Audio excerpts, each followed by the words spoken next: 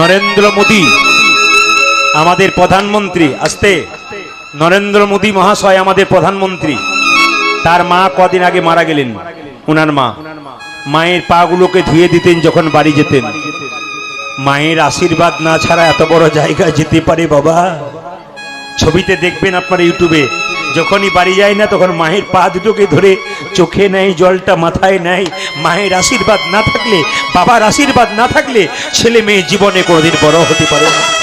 সকাল থেকে এক একজনের এক একটা ডিউটি থাকে, কিন্তু কেউ কোম্পানিতে কাজ করে, কেউ সরকারিতে কাজ করে, কেউ ব্যবসা করে, সকলের কিন্তু একটা করে ডিউটি থাকে, টাকা রোজগার করার একটা করে উপায় থাকে। তা আপনারা যারা কীর্তন শুনতে এসছেন, সকাল থেকে টাকা রোজগার করেন, তাদের জন্য বলে রাখি, যত হরি কথা শুনবেন, হরিবাসরে বসবেন, আপনাকে টাকার জন্য চিন্তা করতে হবে না, শান্তির জন্য চিন্তা করতে হবে না, গোবিন্দের আশীর্বাদ তত মাথাতে হবে। আপনার কাজ দিনের পর দিন সুন্দর থেকে সুন্দরতর হয়ে যাবে। কেন যারা কীর্তন শুনতে এসছেন, এতক্ষণ ধরে কীর্তন শুনলেন, কম বয়সের ছেলে মেয়েরা যারা এতক্ষণ ধরে দাঁড়িয়ে রইলেন, এত ভক্ত, এত কম বয়সের ছেলে, তাদের কাছে করজোরে নিবেদন রইল, কৃষ্ণকে পুজো করো আর না করো, দেবদেবীকে পুজো করো না করো, নিজের ঘরের দুটো জীবন্ত দেবদেবীকে পুজো করো। একটি বাবা, একটি মা। হরে কৃষ্ণ। বাবা মাকে যদি প্রণাম না করে কেউ ঘর থেকে বেরোয়, বাবা মাকে যদি কেউ আঘাত দেয়, জীবনে তার উন্নতি হবে, সুখ হবে না।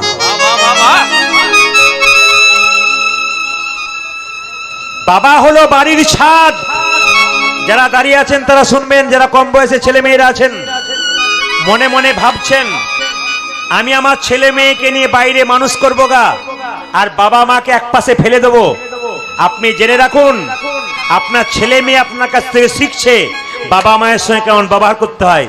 আপনি আপনার বাবা মাকে ত্যাগ করে চলে যাবেন, তো আপনার ছেলে যখন বড় হবে আপনাদেরকে নিতাই গৌর হরিবল করে নিজেই একা সংসারে।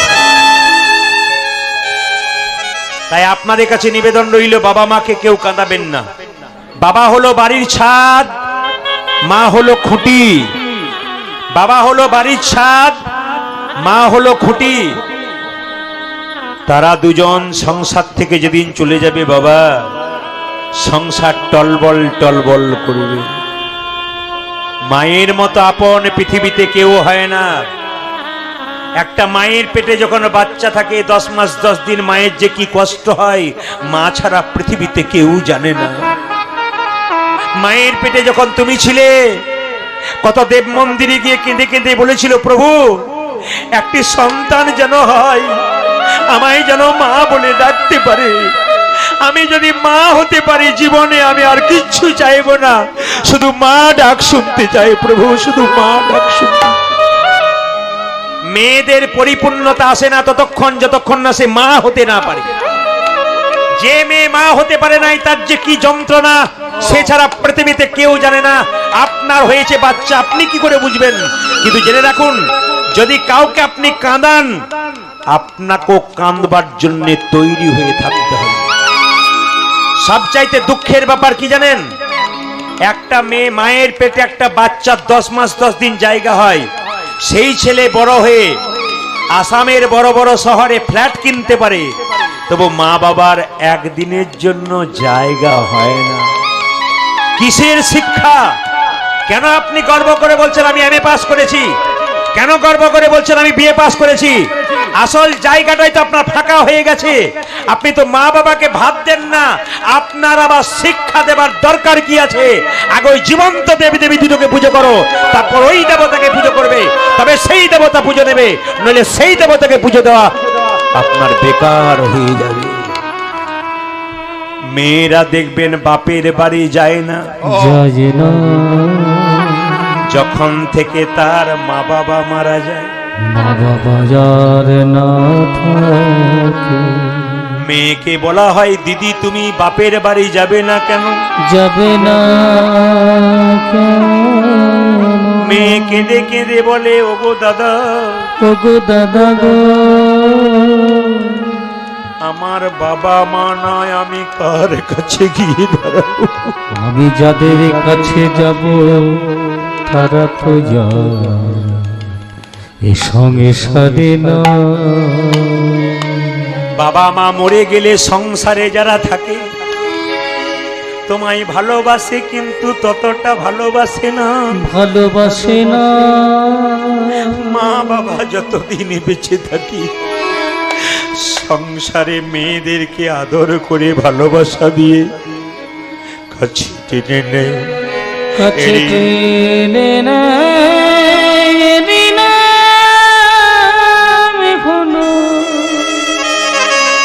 সেই মা।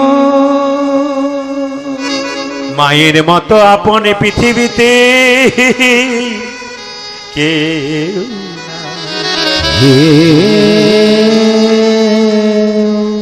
সবাই শুনে রাখুন, দুর্গা পূজার অষ্টমীর দিনে উপবাস থেকে মন্দিরে গিয়ে পুষ্পাঞ্জলি দিচ্ছ মা দুর্গাকে।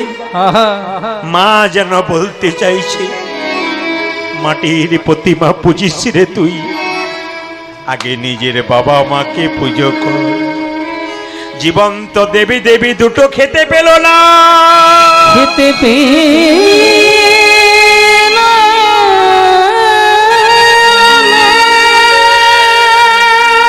যে জীবন্ত দেবী দেবী দুটো বাড়িতে বসে আছে, একটা নতুন কাপড় পেল না, একটা কাপড় পেল।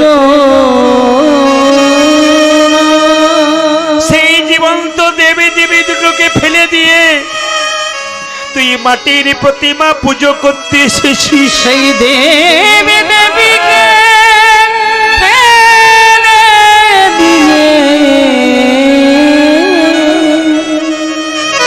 তুই দেবী পূজায় এসেছি। একটা মেয়েকে দুটো কুল রক্ষা করতে হয়, একটা বাপের কুল, একটা শ্বশুর কুল। যে মেয়ে শ্বশুর বাড়িতে খারাপ ব্যবহার করে পাড়ার লোকে বলা বলি করে মেয়েটার বাবার বংশ ভালো নয়, নইলে মেয়ে এত খারাপ হয় কেন? মেয়ে যদি ভালো ব্যবহার করে লোকে বলবে এ মেয়ে ভালো কেন জানো, এর বাবার বংশটা ভালো। প্রত্যেকটা নারীর কর্তব্য সংসারে যদি তার মা বাবাকে সম্মান দিতে পারে, সম্মান দিতে তাহলে ওই বাড়িতে গিয়ে সবাইকে সম্মান দিতে পারবে।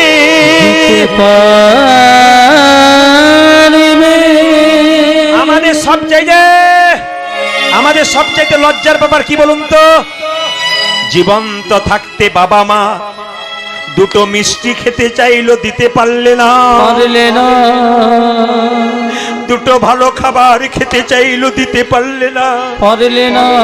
মৃত্যুর পরে 2000 লোককে পেট ভরে খাওয়ালে এ খাওয়ার কোনো মানে হয় না, রাক্ষসের খাওয়া হয়, এ দেবতার সেবা হয় না, এ বৈষ্ণবের সেবা হয় না। জীবিত থাকতে নিজের বাবা মাকে সেবা দাও।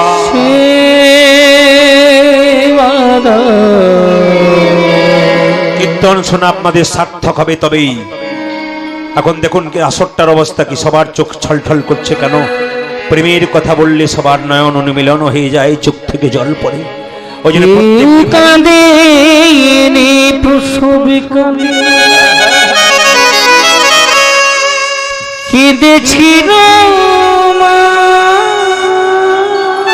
প্রসবকালে কাঁদে না, একমাত্র মাকে বেশিল। তোমরা মানে তবে কে ব্যথা দিও। শিখে নিন, দেখে নেবেন আপনারা দেখে নেবেন। আমি অনেক প্রমাণ দেখেছি। ঝাড়খণ্ডে এক জায়গায় কীর্তন করতে গেছি, হঠাৎ দেখলাম 10 জন লোক একজন লোককে তাড়া করেছে। ওই লোকটা ছুটে এসে এখানে এসে বসে গেছে, তো চুপচাপ বসে প্রণাম করে বসে দিল। লোকগুলো কিন্তু ওখানে দাঁড়িয়ে আছে, ওকে নিয়ে যেতে পারছে না। আমি ভাবলাম তাহলে চুরি টুরি করে বসেছে বোধহয়, কিন্তু দেখলাম কীর্তনের শেষে আমাকে প্রণাম করছে, গলায় মালা তিলক রয়েছে। জিজ্ঞেস করলাম দাদা ওরা কেন দাঁড়িয়ে আছে, আপনার পেছন পেছন ধাওয়া করলো কেন? কিছু মনে করবেন না, আমি একজন মিস্ত্রি, মোটরসাইকেল গ্যারেজের মিস্ত্রি। অনেক রাত পর্যন্ত আমি কাজ করে দিই, কিন্তু হরিনাম শুনতে পারলে না আমি পাগল হয়ে যাই। খোল করতালের শব্দ শুনলে আমি ছুটে আসি। আমি বললাম ভাই আমি গানটা শুনে আসি, তারপর এসে তোমার কাজটা করে দেবো। ওরা শুনলই না, আমার পেছন পেছন এসছে। আমি তখন বুঝতে পারলাম গৌর গোবিন্দের কৃপা যদি কারোর ওপরে হয় বাবা, যে হরিবাসরে বসতে পারে তার কাজ কিন্তু দিনের পর দিন নিতাই গৌর হরিবোল বলে সুন্দর থেকে সুন্দর হতে পারে। এবার লক্ষ্য করুন, মুকুন্দ সরকার কবিরাজি চিকিৎসা করত, আর নরহরি সরকার তার সঙ্গে কম্পাউন্ডারি করত। একদিন নরহরি মুকুন্দকে বলল, দাদা যাবে? বলে কোথায়? এই যে কোথায়, কোথায় যাবি রে? না না, মুকুন্দ সরকার জিজ্ঞেস করছে নরকে, কোথায় যাবি?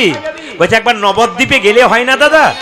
তো নবদ্বীপে যাবে, বর্ধমান থেকে নবদ্বীপ অনেক দূর, মানে ইয়ে থেকে শ্রীখণ্ড থেকে, নবদ্বীপ অনেক দূর। তো শ্রীখণ্ড থেকে নবদ্বীপ যাবে পায়ে হেঁটে, তখন তার বাস ট্রেনে যোগাযোগ ছিল না। তখন দাদা মুকুন্দ সরকার বলছে কি করে পায়ে হেঁটে যাবি? আরে পা ফুলে যাবে, তো এত রাস্তা হাঁটতে পারবি না। ছোট ভাই বলছে দাদা আমি সাধুগুরু বৈষ্ণবের মুখে শুনেছি যে একবার হরিনাম করতে করতে রাস্তা দিয়ে চলে যায় না, তার রাস্তা অনেক খাটো হয়ে যায়। ঠান্ডা মাথায় উত্তর দিন, যে গাছে ফল ধরে সেই গাছটা নিচের দিকে যায় ডালটা, না ওপর দিকে যায়? জোরে বলুন, জোরে বলুন। যে গাছে ফল ধরে সেই গাছের ডালটা নিচের দিকে যায় না ওপর দিকে যায়? ফলবান বৃক্ষ নত হয়। ভক্ত যারা হয় তাদের ভাবটি কেমন হয়, আর মস্তান যারা হয় তাদের ভাব কেমন হয়?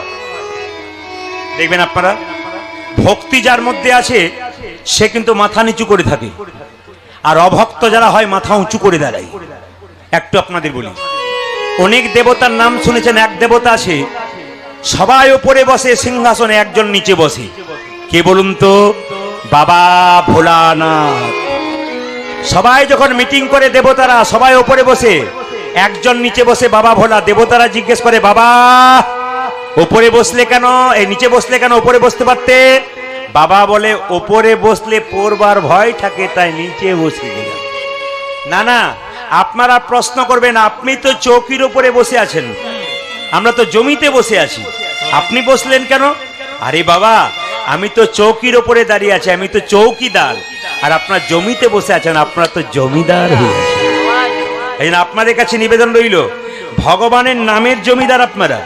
এই যে সবাই শুনবেন, যদি হও নিচু তবে পাবে কিছু। আরে বাবা কল থেকে জল, রিভাবটা কম দাও, হয় রিভাবটা কম দাও, কীর্তন করাচ্ছ রিভাব কম দাও। হরে কৃষ্ণ। সবাই লক্ষ্য করুন, আপনি কল থেকে জল নিচ্ছেন, বালতিটা ওপরে দেবেন না নিচে দেবেন? জোরে বলুন। নিচে দেবেন। দেনে বালা তো ওপরে থাকে আর লেনে বালা তো নিচে থাকে। যদি নিতে হয় তাহলে আপনাকে নিচু হতে হবে। একটা সোনার কলসি যতই দামি হোক না কেন, জোরে বলবেন, একজনের কাছে কিন্তু তাকে মাথা নিচু করতেই হয়। বলুন তো কার কাছে? মায়েরা কার কাছে? একটা সোনার কলসি যত দামি হোক না কেন, যত কোটি দাম হোক না কেন, একজনের কাছে মাথা নিচু করতে। কার কাছে? গ্লাসের কাছে। আপনি যত কোটি টাকার মালিক হন, যদি বৈষ্ণবের চরণে মাথা নিচু না করেন, তবে আপনার জীবনে কোটি টাকার কোনো দাম থাকবে না। এই জন্য জেনে রাখুন, কথাগুলো খুব ভালো ভালো কথা। লক্ষ্য করুন, মুকুন্দ সরকার, নরহরি সরকার, দু ভাই মিলে যখন গেছে, মহাপ্রভু তখন কি করলেন? ভক্ত যদি কাই মনে কোনো বাঞ্ছা করে, ভগবানের সাধ্য নাই সেই বাঞ্ছা নাই পড়ে। একই কথা মন্দিরে কেউ যদি বারবার বলেন, ও মায়েরা মন্দিরে আপনারা যান, একই কথা মন্দিরে কেউ যদি বারবার বলে, ভগবান তার মনের ইচ্ছা পূর্ণ করে। আপনাদের কাছে নিবেদন রইল, আপনারা যদি বাড়িতে কেউ মন্দির না করতে পারেন, তাহলে একটা কাজ করবেন, মন দিয়ে শুনবেন। বাড়িতে বাড়িতে একটা করে তুলসী মন্দির করবেন। যার বাড়িতে তুলসী মন্দির আছে তার বাড়িটা ভগবানের বাড়ি, আর যার বাড়িতে তুলসী মন্দির নেই তার বাড়িটা হচ্ছে জমের বাড়ি। আস্তে, যে যেখানে বসে আছেন কথাগুলো কান দিয়ে শুনুন। মুকুন্দ সরকার বাড়িতে এসে একটা মন্দির করলো। আপনার টাকা থাকলে আপনি মন্দির করবেন, আর টাকা যদি আপনার না থাকে আপনি একটা তুলসী মন্দির, এই যে টাকা না থাকলে একটা ছোট্ট তুলসী মন্দিরও করবেন। তুলসী মন্দির যার বাড়িতে নাই, ওই বাড়িটাতে যম রাজা ঘোরাফেরা করে। আর যার বাড়িতে তুলসী মন্দির আছে তার বাড়িটা হচ্ছে ভগবানের বাড়ি। মন দিয়ে শুনবেন, তুলসী মন্দিরে যখন আপনি জল ঢালবেন, মায়েদেরকে বলি, দাদা ভাইদেরকে বলি, তুলসী মন্দিরে জল ঢালা কিন্তু নিয়ম আছে, একবারে মন দিয়ে শুনে নেবেন। তুলসী মন্দিরে জল ঢালতে গেলে ভিজে কাপড়ে জল ঢালবেন না। তুলসী মন্দিরে জল ঢালতে গেলে ভিজে কাপড়ে কেউ কোনোদিন জল ঢালবেন না। প্রশ্ন করবেন কেন? না, ভিজে কাপড়ে জল যত মাটিতে পায়ে পড়বে, সেই পায়ের জল যত মাটিতে পড়বে, মানে মন্দিরে পড়বে, তত কিন্তু আপনার অপরাধ হয়ে যাবে। ওই জন্য মায়েরা অনেকে দেখবেন স্নান করে আসবার সময় এই দেখবেন কাপড়ের কোনটা দেখবেন এরকম করতে করতে আসে না? জোরে বলুন হ্যাঁ না না। এরকম করতে করতে কেন বলুন তো? জল যেন পায়ে ঠিকে না যায়, সেই পায়ের যেন জল যেন মন্দিরে না চলে যায়। এই জন্য মন্দিরে গেলে পা মুছে যেতে হয়। অনেক দেখবেন ভিজে পায়েই চলে যায়, পায়ের চিহ্ন দিতে দিতে। না, নিয়ম নয় কিন্তু, এগুলো খুব মাথায় রাখবেন আপনারা। এইবার বলে দিই, তুলসী মন্দিরে তুলসী গাছ লাগাবেন কি বার? সোমবার নয়, মঙ্গলবার নয়, বৃহস্পতিবার নয়। তুলসী মন্দিরে গাছ লাগাবেন আপনারা বুধবার দিন। কি বার বললাম? জোরে বলুন। বুধবার দিন আপনারা বুধবার তুলসী গাছ লাগাবেন। তৃতীয়, তুলসী মন্দিরে যখন জল দেবেন, পশ্চিম দিকে মুখ করে কেউ জল দেবেন না। প্রশ্ন করবেন, প্রদীপ বাবু, পশ্চিম দিকে মুসলমানরা মুখ করে নামাজ পড়ে, ওইদিকে কি আল্লাহ নেই? ওদের শাস্ত্র বলছে ওইদিকে কাবা মসজিদ আছে, ওটাকে লক্ষ্য করে নামাজ পড়ে। আর হিন্দুদের জন্য বলল যে পূর্ব দিকে সূর্যদেব উদয় হয়, তাই সূর্যকে পিছু করে হিন্দু কোনো ভালো কাজ করবে না। কি বললাম? সূর্যকে পিছু করে আপনি মেয়ের বিয়ে দেবেন না, সূর্যদেবকে পিছু করে আপনি শ্রাদ্ধের কাজ করবেন না, সূর্যকে পিছু করে আপনি হরিনাম করবেন না, সূর্যকে পিছু করে আপনি ভগবানের পুজো পাঠ করবেন না। সূর্যকে পিছু করে যেন না হয়। সূর্য আমাদের প্রধান দেবতা। কথাগুলো মাথায় রাখবেন, জীবন সুন্দর হবে। তুলসী পাতা যখন গাছ থেকে তুলবেন, তুলসী গাছ থেকে যখন পাতা তুলবেন, তখন পাতা তুলতে তুলতে পাতা বা গাছের ডাল যদি ভুল করে ভেঙে যায়, তবে কৃষ্ণের অঙ্গে আঘাত করা হয়। কি বললাম? তুলসী গাছ থেকে পাতা তুলছেন, পাতা তুলতে তুলতে পাতা বা গাছের ডাল যদি ভুল করে ভেঙে যায়, কৃষ্ণের অঙ্গে আঘাত করা হয়। এত সোজা নয়, ঠান্ডা মাথায় পাতা তুলতে হয়। বাড়িতে ঝগড়া করেছেন, পাতা তুলতে তুলতে জোরে তুলে দিলেন, তাহলে আপনার কিন্তু পাতা তোলা মহা অন্যায় হয়ে গেল। এই জন্য পাতা তুলতে তুলতে পাতা গাছের ডাল ভাঙতেই পারে। তাহলে একটা উপায় আছে, এইভাবে করতে পারেন, হরে কৃষ্ণ কৃষ্ণ কৃষ্ণ হরে হরে, হরে রাম রাম রাম হরে হরে। এই বলে কিন্তু আপনি পাতা, তুলসী পাতা তুলবেন। এইবার বলে দিই, তাতে পাতা ভাঙলে কোনো অসুবিধা নেই। তুলসী মন্দির পরিক্রমা করতে হয় কবার? তুলসী মন্দির পরিক্রমা করতে হয় 4 বার। কোন দিক থেকে করতে হয়? তুলসী মন্দির পরিক্রমা সব সময় ডান দিক থেকে করতে হয়। ডান দিক থেকে বাঁ দিকে পরিক্রমা করবেন। এইবার মায়েরা লক্ষ্য করুন, তুলসী মন্দিরে জল ঢালার সময় গলায় কাপড়টা দেবেন। আর যে কাপড়টা আপনি পরবেন, শুকনো কাপড় পরবেন, লাল পেরে সাদা শাড়ি পরবেন। মায়েরা লাল পেরে সাদা শাড়ি, দাদা ভাইয়েরা আপনারা যখন দেবেন একটা গামছা পরে দিতে পারেন, কিংবা ধুতি পরে দিতে পারেন, কিন্তু আপনাকে কাছা করে দিতে হবে। কিন্তু ধুতি পরে দিন আর গামছা করে দিন, আপনাকে কাছা করে দিতে হবে, কোচাটা পরে দিতে হবে। এইবার লক্ষ্য করুন, তুলসী মন্দিরে যখন জল ঢালবেন, তখন মাথায় রাখবেন তুলসী গাছের যে গর্তটা রয়েছে, ওই গর্ত থেকে যেন জল উপচে না পড়ে যায়। খুব মাথায় রাখবেন, যদি জল উপচে পড়ে যায়, তাহলে আপনার তুলসী মন্দিরে জল দেওয়াটা বেকার হয়ে গেল, আপনি পাপের ভাগী হয়ে গেলেন। এবার তুলসী গাছে যখন জল দেবেন, আপনি পরিক্রমা করবেন, তখন মাথায় রাখতে হবে যেন গাছের ছায়াটা আপনি লঙ্ঘন না করেন। গাছের ছায়া কোনোদিন লঙ্ঘন করতে নেই, তুলসী গাছের ছায়া লঙ্ঘন করতে নেই। এইবার বলি, তুলসী পাতা কি কি বার তুলতে পাবেন না? বিশেষ করে শাস্ত্র বলেছে একাদশীর পরে যে দ্বাদশী, ওই দ্বাদশীর দিনে কেউ তুলসী গাছে হাত দেবেন না। আপনি জল ঢালতে পারেন প্রতিদিন, তুলসী গাছে প্রত্যেক দিন জল ঢালবেন, কিন্তু দ্বাদশীর দিনে তুলসী গাছে হাত দিতে পাবেন না। ওই দিন মহা পাপের ভাগী হতে হয়। আর কোন কোন দিন দেবেন না? আপনি রবিবার দিন দেবেন না, সংক্রান্তির দিন তুলসী পাতা তুলবেন না, আপনি অমাবস্যার দিন তুলবেন না, আপনি পূর্ণিমার দিন তুলবেন না। তাহলে আপনার প্রশ্ন করবেন, আমি যে প্রতিদিন তুলসী পাতা গোবিন্দের চরণে দিই, তাহলে আমি কি দিতে পাবো না? হ্যাঁ পাবেন। তাহলে পাতা কোথায় পাবেন? তুলসী পাতা 7 দিন আগে তুলে যদি একটা পাত্রের মধ্যে ভিজিয়ে রাখা যায়, তবে 7 দিন পর্যন্ত তুলসী পাতা কোনো নষ্ট হয় না, তুলসী পাতার গুণ নষ্ট হয় না। যেমন দেখবেন সোমবার দিন আপনারা বাবা ভোলার পুজো করেন, কিন্তু বাবা ভোলাকে অনেকে বেল পাতা দেয়, কিন্তু শাস্ত্র বলছে সোমবার দিন বেল পাতা তুলতে নাই। সোমবার দিন যে বেল পাতা তোলে মহা পাপের ভাগী হয়। সোমবার দিন আপনি বেলপাতা বাবাকে দেবেন, কিন্তু আপনি সোমবার দিন বেলপাতা তুলতে পাবেন না, আপনি আগের দিন তুলে রেখে দেবেন। তুলসী পত্র যদি কেউ তুলতে ভুলেও যান, তুলসী পাতা গাছ থেকে যে পাতাগুলো শুকনো পড়ে আছে সেই পাতাগুলো পর্যন্ত আপনি দিতে পারেন, তাতে কোনো অসুবিধা নেই, গোবিন্দতেই কৃপা করবে। এইবার দেখুন, আপনারা যারা হরিবাসর এসছেন তারা তাকিয়ে দেখবেন, ওইখানটাতে কিন্তু নিত্যানন্দ মহাপ্রভু অদ্বৈত শ্রীবাস গদাধরের মূর্তি আছে, মাঝখানটাতে নিত্যানন্দ দাঁড়িয়ে আছে, অদ্বৈত শ্রীবাস গদাধর। আপনি কাকে দেবেন তুলসী পাতা, কাকে দেবেন না? ওদের মধ্যে 3 জনকে দেবেন পায়ে, আর 2 জনকে দেবেন না, দিতে গেলে হাতে কিংবা বুকে। কাকে দেবেন বলে দিই, আপনি তুলসী পত্র দেবেন মহাপ্রভুর চরণে। কেন? ব্রজেন্দ্র নন্দন যেই শচীসুত হলো সেই বলরাম হইল নিতাই। বলরাম তো নিতাই, নিতাই তো বলরাম, তার চরণে দেবেন। আপনি মহাপ্রভুর চরণে দেবেন। আপনি দেবেন অদ্বৈত মানে মহাবিষ্ণুর অবতার, তার চরণে দেবেন। আপনি দেবেন না কাকে? শ্রীবাসকে, উনি শক্তি তত্ত্ব। আপনি দেবেন না গদাধরকে, উনি হচ্ছেন ভক্তি তত্ত্ব, ওই জন্য ওনাকে দেবেন না।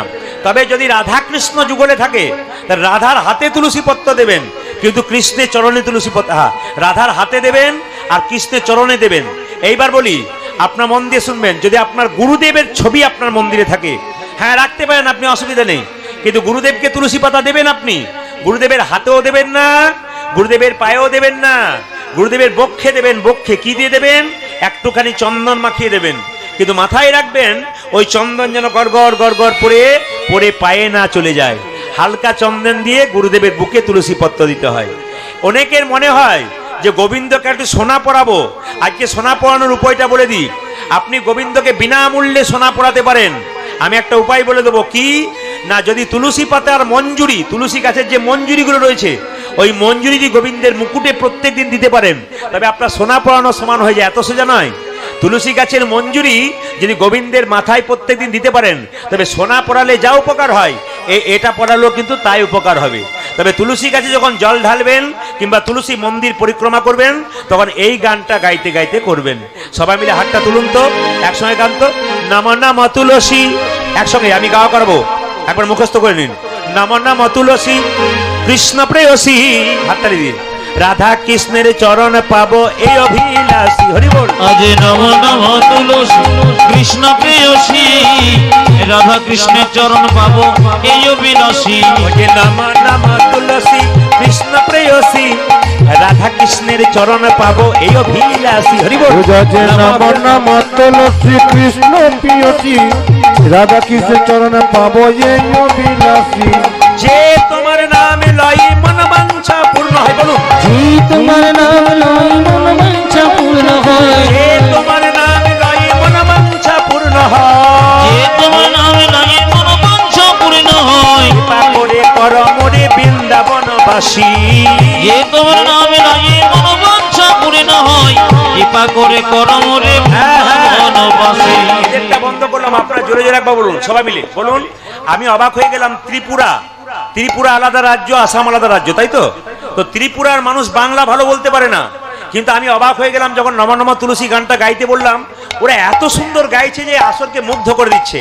আমি আশা রাখবো আপনাদের কাছে, আপনারা এই গানটা সবাই মিলে গাইবেন আমার সঙ্গে। বলুন, এরা বাজাবে না। বলুন, নম নম তুলসী কৃষ্ণ প্রেয়সী। জোরে, রাধা কৃষ্ণের, জোরে, নম নম। বাহ, একটু জোরে, নম নম তুলসী। জোরে, বাহ। বাহ বাহ বাহ। যে তোমার নামে লই মন বাঞ্ছা পূর্ণ হয়। জোরে, যে তোমার নাম লই মন বাঞ্ছা পূর্ণ হয়। কৃপা করে কর মোরে বৃন্দাবনবাসী। জোরে বলুন, আরো জোরে, কৃপা করে কর মোরে বৃন্দাবনবাসী। জোরে, নম নম তুলসী। বাবা, তালি দিয়ে। জোরে, নম নম। দারুণ। আপনাদেরকে 100-তে 100 নাম্বারই দিয়ে দিলাম, দারুণ গাইলেন কিন্তু। সবাই মিলে একসঙ্গে বাজনার সঙ্গে, নম নম তুলসী কৃষ্ণ প্রেয়সী, রাধা কৃষ্ণের চরণ পাবো এই অভিলাষ। আজ নম নম তুলসী কৃষ্ণ প্রিয়সী রাধা কৃষ্ণের চরণ পাবো এই অভিলাষী। যে তোমার নামে লয় মন বাঞ্ছা পূর্ণ হয়। পূজাজি যে তোমার নামে লয় মন বাঞ্ছা পূর্ণ হয়। যে তোমার নামে লয় মন বাঞ্ছা পূর্ণ হয়। সেই তোমার নাম লাই মনোবাঞ্ছা পূর্ণ হয়। কৃপা করে কর মনে বৃন্দাবনবাসী। ও যে তোমার নামে লাগে মনোবাঞ্ছা পূর্ণ হয়, কৃপা করে কর মোরে বৃন্দাবনবাসী। লক্ষ্মী নম নম তুলসী কৃষ্ণ প্রিয়সী রাধা কৃষ্ণের চরণ পাবো এই অভিলাষী। পূজাজি নম নম তুলসী কৃষ্ণ প্রিয়সী রাধা কৃষ্ণের চরণ পাবো এই অভিলাষী। নম নম তুলসী কৃষ্ণ প্রিয়সী রাধা কৃষ্ণ চরণ ভবনী আজ নম নম তুলসী কৃষ্ণ প্রিয়সী রাধা কৃষ্ণের চরণ পাবো এই অভিলাষী। মায়েরা, একদিন মুকুন্দ সরকারের স্ত্রীর গর্ভে সন্তান এলো। কি খেয়ে এলো? মুকুন্দ সরকার চিকিৎসা করতে করতে অহংকার হয়ে গেল। কিছু মনে করবেন না, আমি যে কীর্তন গান গাইতে এসেছি শুধু আপনাদের আসামে নয়, জলপাইগুড়ি, হুগলি, হাওড়া, কলকাতা, প্রত্যেকটি জায়গাতে, হায়দ্রাবাদ, বোম্বে, আর সব জায়গাতে আমরা যাই। কিন্তু আপনাদের কাছে নিবেদন রইল, সব জায়গাতে মানুষের ভিড় এইরকম এর চাইতে ডবল হয়। কিন্তু লক্ষ্য করুন আপনারা, তাহলে আমার যদি ভেতরে অহংকার হয়ে যায়, অহংকার পতনের মূল। গোবিন্দের কৃপায় আপনারা এসেছেন, মুকুন্দ সরকার চিকিৎসা করতে করতে মনের মধ্যে অহংকার হয়ে গেল, আমার জন্য রোগ ভালো হয়ে যাচ্ছে। মহাপ্রভু বলল, মুকুন্দ, আমার আশীর্বাদ পেয়ে তুমি তোমার চিকিৎসা ভালো করলে, এখন বলছো যে তোমার জন্য হয়েছে? দাঁড়াও, দিয়ে ধন দেখে মন কেড়ে নিতে কতক্ষণ। এক কাজ করব, তোমার স্ত্রীর শরীরে একটা কঠিন রোগ দিয়ে দেবো, দেখি তুমি ভালো করতে পারো কিনা। একদিন তার স্ত্রী চিৎকার করে বলছে, স্বামী, এ কি আমার হলো গো? হলো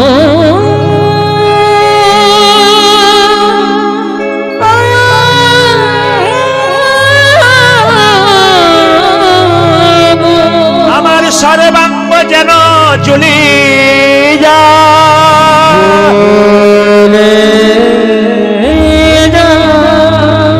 আমার সর্বাঙ্গ যেন জ্বলি যাই।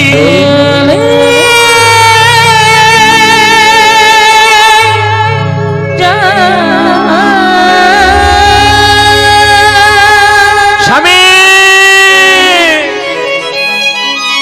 কি হয়েছে? এই যে কি হয়েছে? কয়েকদিন ধরে চোখগুলো জ্বালা করে, হাতগুলো জ্বালা করে, পা গুলো জ্বালা করে, বমি বমি ভাব লাগে, খাবার ইচ্ছা নাই, কেন আমার এমন হয়? দেখি তোমার চোখ দেখি, আমি সারা বাংলার চিকিৎসা করছি, তোমার রোগ ভালো করতে পারবো না? দেখি তোমার চোখ দেখি, দেখি তোমার হাত দেখি, দেখি তোমার পা দেখি। একই, আমি সারা বাংলার চিকিৎসা করলাম, আমার স্ত্রী রোগ ধরতে পারছি না। রাত্রিবেলায় মহাপ্রভু চরণে চিৎকার করে বলল মন্দিরে, প্রভু বলে দা, বলে দা, প্রভু বলে দা, বলে দা, প্রভু বলে দা, বলে দা।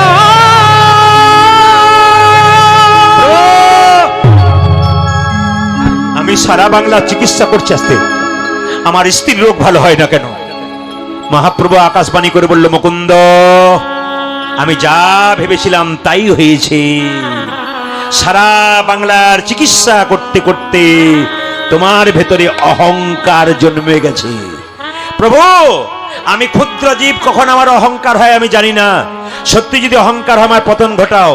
মহাপ্রভু তার চিবানো পান, এই যে আসামে এসে একটা ভালো জিনিস দেখলাম, আমাদের ওদিকে রেওয়াজটা কম আছে, আমাদের দিকে বেটা ছেলেরা বেশি খায়, হ্যাঁ, আপনাদের দিকে দুপক্ষই বেশি খায়। কি বলুন তো? পান। সবার মুখ দেখছি লাল করে দিয়েছে পান, দারুণ। এই যত পান খাবেন সাদা দাঁত আর আপনার কিছুদিন পর দেখা যাবে না, সব অন্ধকার হয়ে যাবে। না না, পান খাওয়া নিষেধ নয়, আস্তে, পান খাওয়া নিষেধ নয়। মহাপ্রভু পান খেতেন, আপনারাও পান খান, দুজনের মধ্যে তফাৎ কি? মহাপ্রভু যে পানটা খেত তাতে কোনো মশলা থাকতো না, শুধু পান যদি আপনারা খান তবে আপনাদের লাভ বেশি। পানে মশলা দেওয়া খেলে কিন্তু পান নেতাই গরু হরিবল। যিনি পানের দোকান করেছেন তিনি বলছেন প্রদীপ পালকে না আনলেই ভালো হতো, মশলা দেওয়া পান বিক্রি করা আমার বন্ধ হয়ে যাবে ভাই। না না না, আপনি মশলা দিন, এই দিয়ে থাকেন। বলছে পান যদি শুধু কেউ খায়, পানের জন্ম কোথা থেকে জানেন? আপনারা যারা পান খাচ্ছেন, পানের জন্ম কোথা থেকে? সমুদ্র থেকে। যখন সমুদ্র মন্থনের পর কি উঠেছিল? কি উঠেছিল যেটা বলুন, কি উঠেছিল? হ্যাঁ, অমৃত উঠেছিল। ওই অমৃত যখন অসুর আর দেবতার মধ্যে ভাগাভাগি হচ্ছে, তখন এক ফোঁটা মাটিতে পড়ে গিয়েছিল, সেই থেকে জন্ম হয়েছে পানের। ও মায়েরা, পান খাওয়া অপরাধ নয়, পান মহাপ্রভু খেত। পানের জন্ম হচ্ছে অমৃত থেকে। তাই যে পান খেতে পারে তার শরীরে অনেক রোগ দূর হয়ে যায়, অম্বলের রোগ দূর হয়ে যায় পান যারা খায়। তবে একটা কথা, মহাপ্রভু পানে কিন্তু মশলা নিত না। কেন? যখনই পানের মধ্যে মশলা নিলেন তখন ওটা নেশা হয়ে গেল, আর শুধু পান যখন নিলেন তখন কিন্তু ওটা নেশা নয়।